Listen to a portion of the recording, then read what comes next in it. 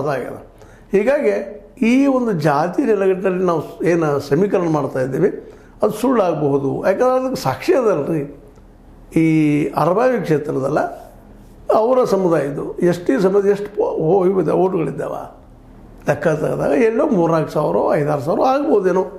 ಆದರೆ ಉಳಿದೆಲ್ಲ ಮತಗಳು ಬಂದಿದ್ದಾವಲ್ರಿ, 70,000 ಮತಗಳು ಬಂದಿದ್ದಾವೆ ನಮ್ಮ ಇವ್ರಿಗೆ ಬಾಲಚಂದ್ರ ಅವ್ರಿಗೆ. ಹೀಗಾಗಿ ಇದು ಇಲ್ಲಿ ಪ್ರಭಾವ ಆಗ್ಬೋದು ಅಂತ ಒಂದು ಲೆಕ್ಕನೂ ಅದ, ಇಲ್ಲಂತಲ್ಲ. ಯಾಕೆಂತಂದ್ರೆ ಅವರು ಎಲ್ಲರ ಜೊತೆಗೂ ಒಳ್ಳೆಯ ಸಂಬಂಧ ಬೆಳೆಸ್ಕೊಳ್ಳಿಕ್ಕೆ ಇಟ್ಕೊಳ್ಳಿಕ್ಕೆ ಪ್ರಯತ್ನ ಮಾಡಿದ್ದಾರೆ. ಜೊತೆಗೆ ನಾವು ಲಿಂಗಾಯತರನ್ನ ನಾವು ಅಧ್ಯಕ್ಷನ ಮಾಡ್ತೀವಿ, ಉಪಾಧ್ಯಕ್ಷನ ಅವ್ರನ್ನ ಮಾಡ್ತೀವಿ ಅನ್ನೋ ಹಂಗೆ ಮಾತಾಡಿದ್ದಾರೆ. ಹೀಗಾಗಿ ಒಂದಿಷ್ಟು ಇನ್ನೂ ಹೋಪ್ಸ್ ಅವ್ರ ಮೇಲೆ ಅದ. ಆದರೂ ಇವತ್ತು ನಡೆಯುವಂಥ ಒಂದು ರಿಸಲ್ಟ್ ಬಂದ ಮೇಲೆ ಇನ್ನೂ ಏನೇನು ಆಗ್ತದೆ ಅನ್ನೋ ಕುತೂಹಲ ಮಾತ್ರ ಪ್ರತಿಯೊಬ್ಬರಿಗೂ ಅದ. ಈ ಕ್ಷೇತ್ರ ಬೆಳಗಾವಿ ಜಿಲ್ಲೆಯ DCC ಬ್ಯಾಂಕ್ ಅಂಡರಲ್ಲಿ ಬರುತ್ತಿರುವಂಥ ಪ್ರತಿಯೊಂದು PKPSಗಳಲ್ಲೇ ಇವತ್ತು ಕುತೂಹಲ ಅದ, ರೈತರಿಗೂ ಕುತೂಹಲ ಅದ ಏನಾಗಬಹುದು ಅಂತ.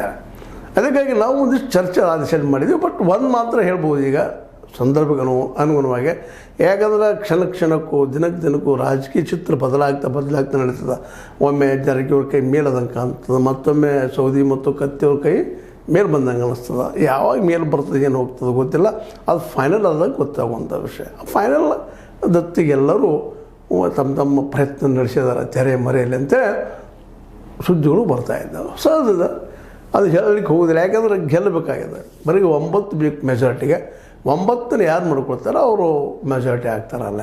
ಆ 9 ಈಗಾಗಲೇ ಜಾರಿಗಳನ್ನು ಮಾಡ್ಕೊಂಡಿವಿ. ನಮ್ಮದು 13 ಅಂತ ಲೆಕ್ಕ ಹೇಳ್ತಾ ಇದ್ದಾರೆ. ಆ ಲೆಕ್ಕದ ಪ್ರಕಾರ ಹೋದ್ರೆ ಅವ್ರ ಲೆಕ್ಕದ ಪ್ರಕಾರ ಹೋದರೆ ಈಗ ಅವರು ಆ್ಯಬ್ಸಲ್ಯೂಟ್ ಮೆಜಾರಿಟಿ ಇದ್ದಾರೆ, ಗೆದ್ದ ಬಿಟ್ಟರು ತೊಗೊಂಡ್ಬಿಟ್ರು. ಆದರೆ ಕಾಣುವುದೆಲ್ಲ ಸತ್ಯ ಅಲ್ಲ ಅನ್ನುವಂಥ ಮಾತನ್ನು ಒಂದು ಅಡ್ಡಗೋಡಿ ಮೇಲೆ ದೀಪ ಇಟ್ಟಂಗೆ ಸೌದಿಯವ್ರು ಮಾತಾಡಿದ್ದು ನೋಡಿದಾಗ ಸಹಜವಾಗಿ ಏನೋ ಒಂದಿಷ್ಟು ಆಗ್ಬೋದಾ ಗದ್ದಲ, ಅಥವಾ ಸೌದಿ ಮತ್ತು ಕತ್ತಿಯವ್ರು ಏನಾದರೂ ಇಲ್ಲೇ ಜಾದು ಮಾಡ್ಬೋದಾ, 9 ಅಂಕಿ ಸಲುವಾಗಿ ಮ್ಯಾಜಿಕ್ ಮಾಡ್ಬೋದಾ ಅನ್ನೋ ಕುತೂಹಲಂದಿ ಭಾಳಷ್ಟು ಜನರದ. ಏನಾದರೂ ಆಗಲಿ ಒಟ್ಟಾರೆ ಮೆಂದೆಲ್ಲ ಹೇಳುವಂಥ ತಮ್ಮಲ್ಲಿ ಕೇಳ್ಕೊಳ್ಳುವಂಥ ಏನಪ್ಪ ಅಂದರೆ ಎಲ್ಲ ನಿರ್ದೇಶಕರಿಗೆ ನೀವು ಇಲ್ಲಿವರೆಗೆ ಹಿಂದಿನ ಈ ಕಳೆದ 100 ವರ್ಷ ಸಮೀಪ ಬರ್ತಕ್ಕಂಥದ್ದು ಸ್ಟಾರ್ಟ್ ಆಗಿ ಈ ಎಲ್ಲ ವರ್ಷಗಳಲ್ಲೇ ಒಂದು ಒಳ್ಳೆಯ ಕೆಲಸಗಳು ಮಾಡ್ತಾ ಬಂದಿದ್ದೀರಿ. ದೀರ್ಘಾಯುಷ್ಯ ಇದ್ದಂಥ DCC ಬ್ಯಾಂಕಿಗೆ ವಿಶೇಷವಾಗಿ ಏನಪ್ಪ ಅಂದ್ರೆ ಭಾಳಷ್ಟು ಶಕ್ತಿ ಅದ ಅನ್ನೋದು ಎಲ್ಲರಿಗೂ ಗೊತ್ತಿದ್ದ ವಿಷಯ.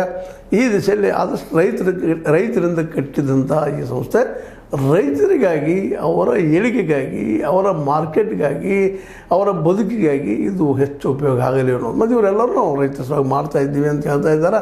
ಆದರೆ ಇಲ್ಲೇ ದಯವಿಟ್ಟು ಇವರು ಯಾರು ನಾವು ತಿಳ್ಕೊಂಡಂಗೆ ಇವರು ಮುಖವಾಡ ಹಾಕ್ಕೊಂಡಿಲ್ಲ, ಪ್ರಾಮಾಣಿಕವಾಗಿ